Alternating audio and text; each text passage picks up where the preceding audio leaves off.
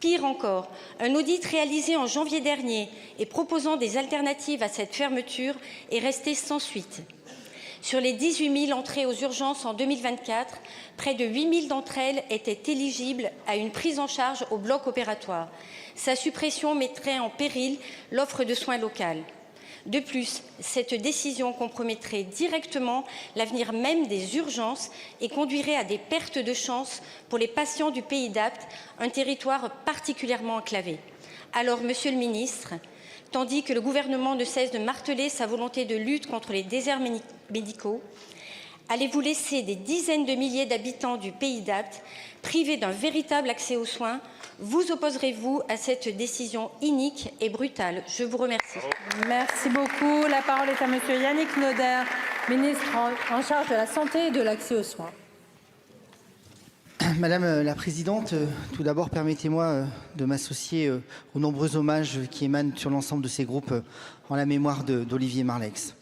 Madame la députée, je suis très étonné de votre question et ce n'est pas du tout le reflet de l'échange téléphonique que nous avons eu. Je crois que la situation de l'hôpital de Apt ne doit pas se traiter à coups de slogans ou de nostalgie. Nous avons typiquement, Madame la députée, un hôpital de proximité où vous soulignez effectivement que les urgences fonctionnent bien.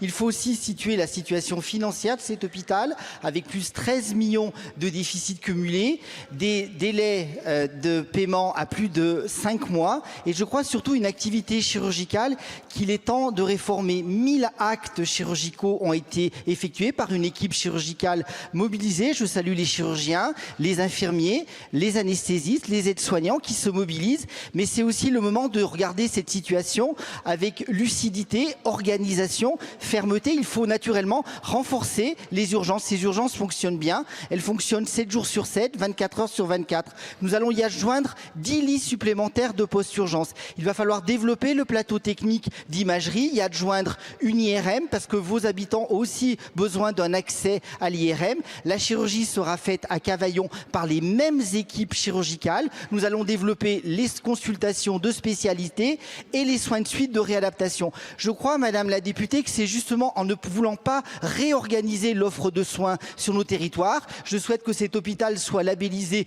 hôpital de proximité. Proximité, c'est de pouvoir assurer un certain nombre de diagnostics, de prise en charge urgente.